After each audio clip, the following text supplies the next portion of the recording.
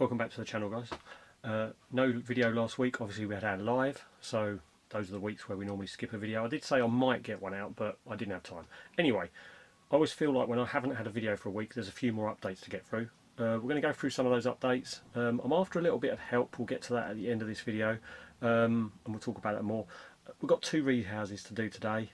One is a spider, other one isn't a spider. Let's go to the intro and we'll get back and we'll look at those animals.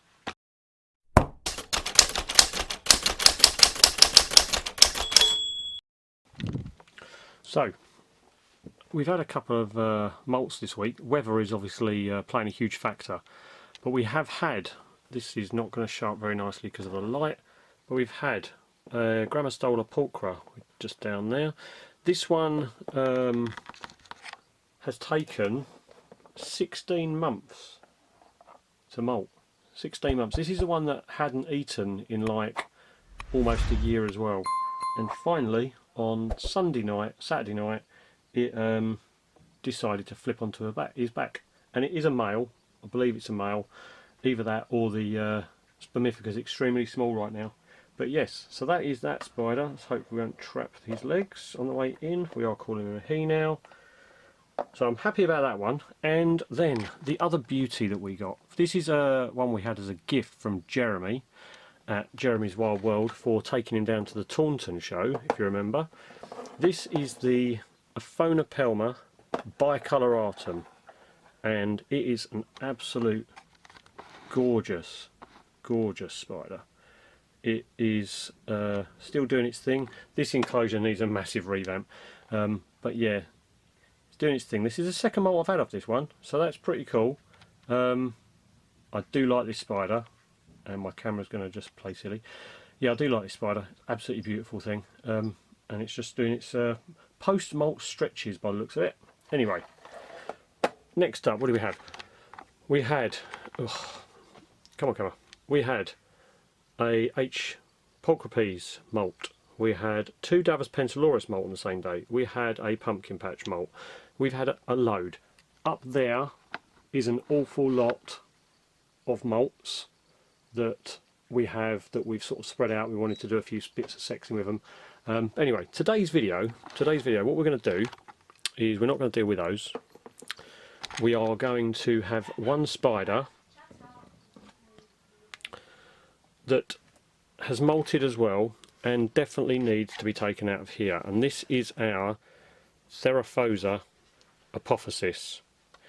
The setup looks bedraggled, and this spider is extremely leggy, and I don't want it to get trapped in here in a molt and not be able to free its legs. So what we're going to do, we're going to be taking it out of this Braplast today, and we're going to be putting it into one of these tubs, which are a bit deeper.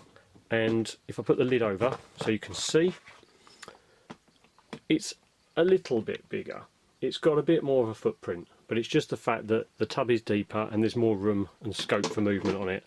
It's just a minor rehouse. The other one we've got, if you'd seen the bigger tub underneath, this is for something different. This is for these, which are the Bristoria fumigata, or the Cuban burrowing roaches. They've eaten a lot of their substrate, which is why this has dropped right down, and I've been sort of not putting more in at the moment because I knew they needed to come out of here. There's too many for this little enclosure. They are getting a huge upgrade. I mean, this enclosure going to this it's quite a bit bigger. It's bigger that way. It's probably like, if I turn this one sideways, it's like two of those back to back. So that'll be alright for them. So we're going to sort out the tubs, we're going to get these ones out of here, we're going to get that one out of there, we're going to put them into their new homes, and hopefully they'll all have a happy time in their new environments. And then we're going to get to the updates that I want to talk to you about.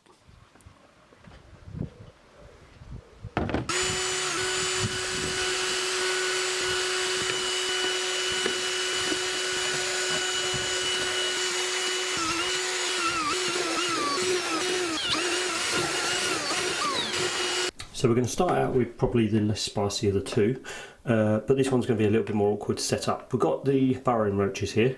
As you can see, the setup is pretty much double the size. So we've got to sort this one out first. What we're going to have in here is a mix of white wood, leaf litter, decayed leaf mulch, decayed wood mulch, some grub den. What I've got, if I just move that there a second, is an awful lot of bags. We've got decayed wood, open bag, used bag, got another decayed wood. Look at the difference between those two. I don't understand why one's like this and one's like that. Anyway, we have those. We have some decayed leaf litter.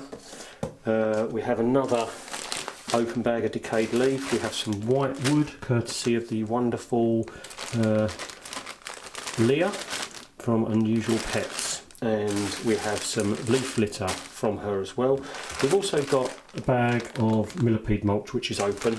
I'm going to use some of that, and then some MK Exotics grub den, which I will just use up because I've only got a little tiny bit of that bag. So what we're going to do, we're going to shift all that to one side.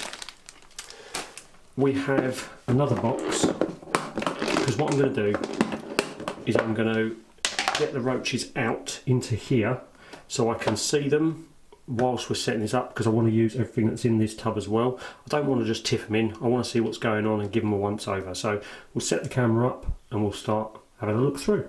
Okay, right, so our tub, a roach tub, we don't actually need a big tub for now. Got two little tubs here. So yeah, let's get this open. Just take some of this leaf litter out. We'll put that on that lid so that we can have a sift through this. This is going to take a little while, but while I'm doing this, what we'll talk about is the updates that have happened recently. I showed you we had a load of molts, but we've also got a channel update which I've sort of kept quiet about a little bit because I'm still unsure what to do, and I thought I'd reach out to my viewers and see what they wanted to, what they could suggest. So if you hadn't noticed, I have hit the 1,000 subscriber milestone. So thank you very, very much to everybody who does watch the videos and subscribes. What I have is, there goes mail. What I have is a quandary as to what I want to do with regards to memberships. So we have a female. I'm eligible for super chats, I'm eligible for memberships, I'm eligible for all that type of stuff. So I'm not sure what to offer as part of the memberships. I will set up a couple of tiers, but I have no idea. And what I thought is I'd ask you guys, what would you like to see if you were to be a member of a channel? What sort of things would you like to see me do to give back to you for your support? Obviously I make the videos every week anyway, but I wanted to see if there was other things I could do, such as, I don't know, members only live streams, or other updates within the room that I've got I don't tend to post about, or what you wanted to see. I've got no idea. So leave a message in the comments if there's, what are you doing? Leave a message in the comments if there's things that you would actually like to see, and if there's anything or updates or whatever that you can think of for memberships. Obviously we're going to have a few tiers, and I will have to just get round to doing it at some point. Right, I'm not sure how many more we've got of these roaches. There's one. Cool, this one's big. Is this a mature female? Yeah, that's a mature female right there. She is chunky. She is chunky. Nice chunky female. Right, let's get you in there. I do like these burrowing roaches. They are they're quite a fun species to have. They're always active. They're quite easy to handle. They don't mind being handled. They're not like some of the other ones that just want to fly around all over the place. So yeah, they're a good little species to have. And again, this was, I picked these up at Seas, Southeast Arachnid Show, from Unusual Pets, Leah. Awesome, awesome person she is. There's the roaches there. We haven't got any babies yet, so Come on, dude, there we go. What I'm going to do is move them over to there. We will tip all this in here and mix it up with some new stuff. Seeing if we've got any more roaches on the way. The setup for these is quite easy. They like it a little bit humid, but not wet. And humidity and wetness are completely different things, but they do eat an awful lot of their substrate. So what I do is I'm going to mix some of this stuff back in the layers underneath, so they've got some stuff to bury in. We will get some grub den. Just going to literally tip the grub den straight in.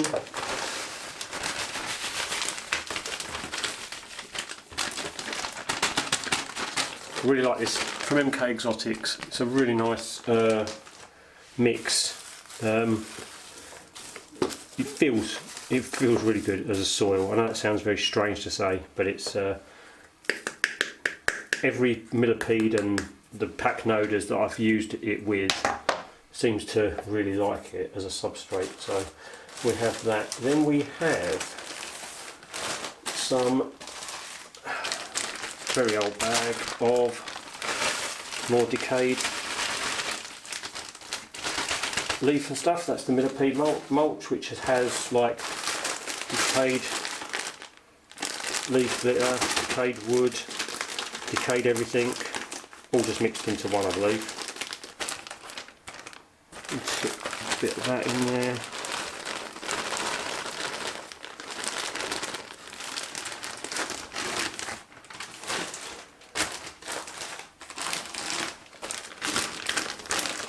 More decayed wood. This is quite wet, this stuff. Don't know why that one's so dark. Decayed leaf.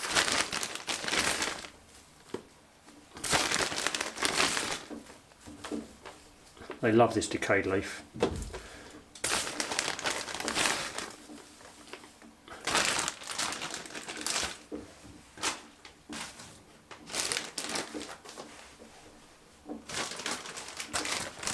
Some drier decayed wood.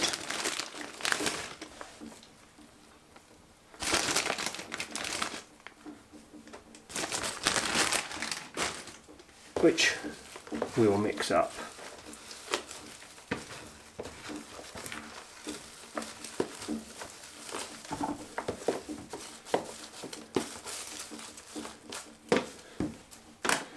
And then what we'll do on top of all that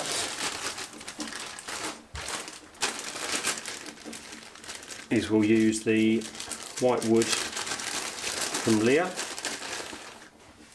give that a bit of a crumple. A bit more.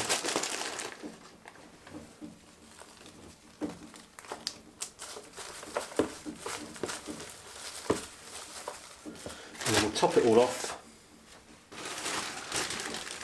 with a sprinkly dew of leaf litter. We'll get a load of this stuff in there. Some people sort of say, oh, if you put all the leaf litter in you won't see them. Well, the point isn't to see them, the point is to make sure that they are happy and content in their environment. And if they like a lot of leaf litter to rustle around in, then that's what we give them. And that is basically the setup. It's not as deep, but what I'll do is as they settle in there I will keep topping that up. In fact, what we'll do, we will put a little bit more in to start with. What we're going to go with,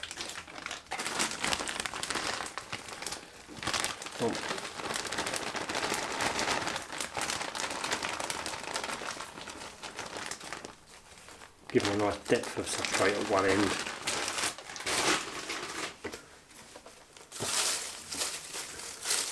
We've got a bit of a slope in there, more or less. We'll see which side they go to, but then I can top up the other side as this drops, because what happens is as they eat it, it basically drops down the side. Right, let's get these little little dudes in there, or dudes and dudes. We've got quite a good little mix of males and females. How comes you've got water on your back? You gonna go in? You wanna go in? You go in. Come on. Where you go? Come on. Come here.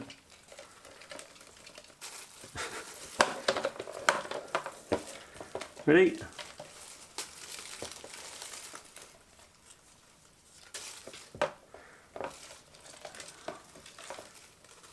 One more. We'll get the big girl. We're nice and careful with her. She's probably carrying babies.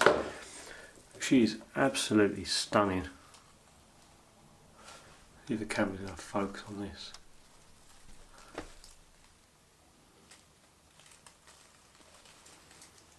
She's a gorgeous girl.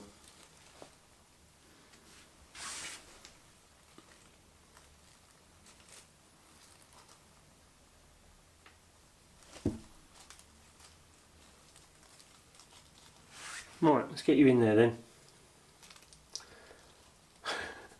Come on.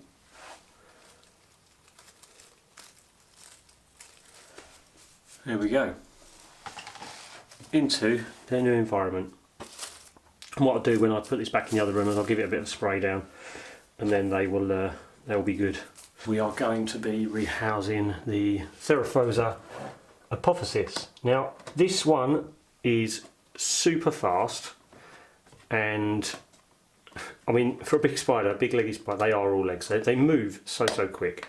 But I know that the hairs on these aren't great as well. But what I want to do is I want to take the soil and the cork bark that's very much buried. I want to take those pieces out of here and use them again in this new setup.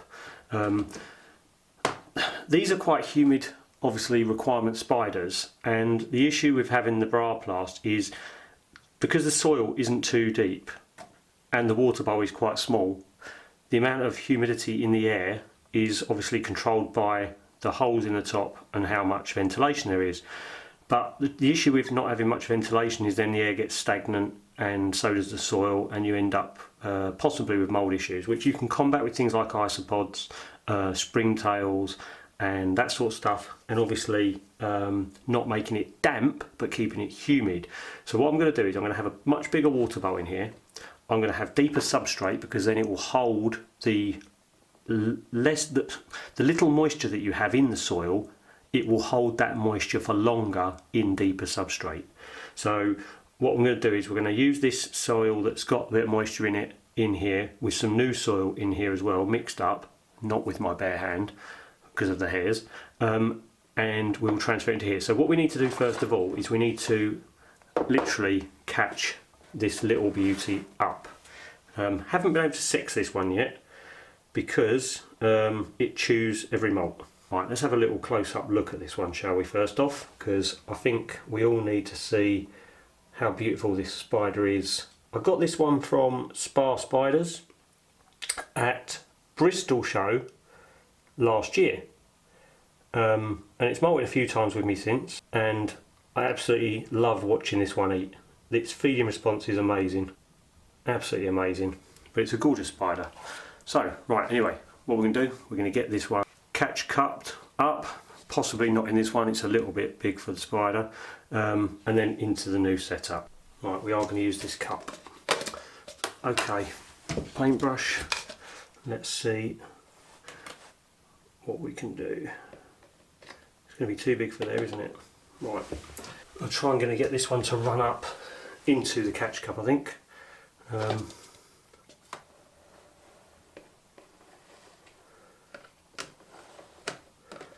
I'm going to go that way. So we want you to go into the catch cup, please. Let's go, not this. Okay, well, what we'll do instead then is we'll get a lovely little threat pose off you, you donut. Why are you being all mean? Eh? Never normally get threat poses off this one, but to be fair, that's an initial response because of the fact that we have approached it with a brush. It doesn't know what's going on. So now we're just going to back it up into the catch cup. Come on, let's go that way. See, there's no flicking because it's just defending itself a little bit at the moment. Come on. And as you can see what I mean about the legs, it is, you know, inside this enclosure quite big. So that wasn't too terrible, just the initial I don't want to be moved response that you get from a spider, which is fair enough.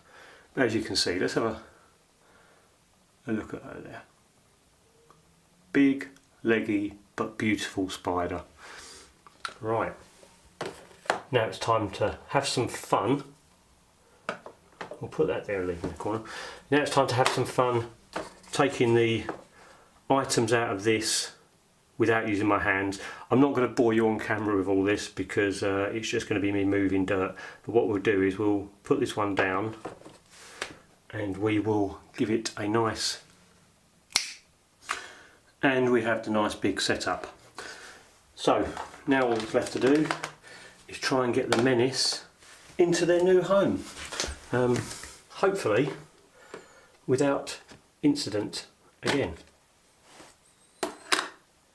which should be okay. We should be okay. Like I say, this one's not normally thing, it's just food responsive, and obviously there was the shock factor of me touching it when it didn't want to be touched. And all we're going to do, as you can see, is just back them out nice and slowly into their new setup. Come on, no hair flicking at all.